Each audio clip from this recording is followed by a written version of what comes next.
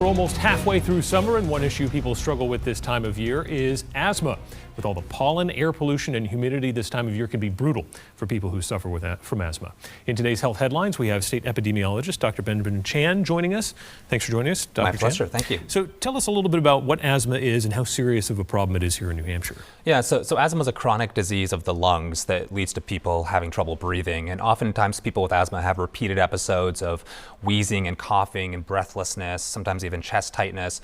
And this is due to a person with asthma that their airways in their lungs can constrict or narrow, oftentimes in response to what we call a trigger. That's oftentimes an irritant or an allergen that can lead to asthma attacks. And triggers for people with asthma are different. You know, oftentimes environmental factors come into play. You mentioned the weather, the humidity, air pollution and smoke, allergens as well, like pollen and dust and pet dander.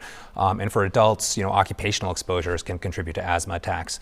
But people with asthma need to know their triggers so they can prevent asthma. There's also medications that people can go on to help control their long-term breathing symptoms as well. Pretty big problem here in the state?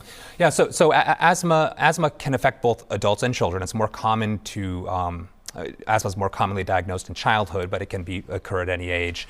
We know that about 13% of adults and 7% of children in New Hampshire live with asthma. And in fact, for adults, New Hampshire and New England in general have some of the highest rates of asthma in the country.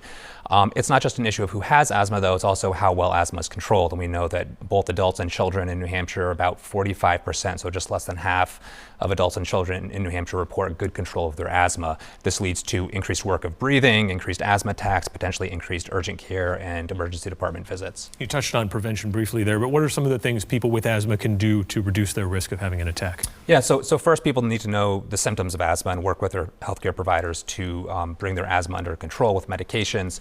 For children, it's also important to work with healthcare providers to develop an asthma management plan. And this is particularly important for children that are in schools or daycares or even summer camps, so that if they start having increased difficulty breathing, they can go to the nurse on site, get emergency rescue medications to bring their breathing under control. In the home environments, it's important to look at potential allergens and irritants. So, you know, making sure that the homes are, you know, vacuumed and dusted regularly, linens and bed sheets are washed, you know, potentially even using mattress and pillow covers to prevent exposure to dust and dust mites, preventing pets from sleeping in the bedroom.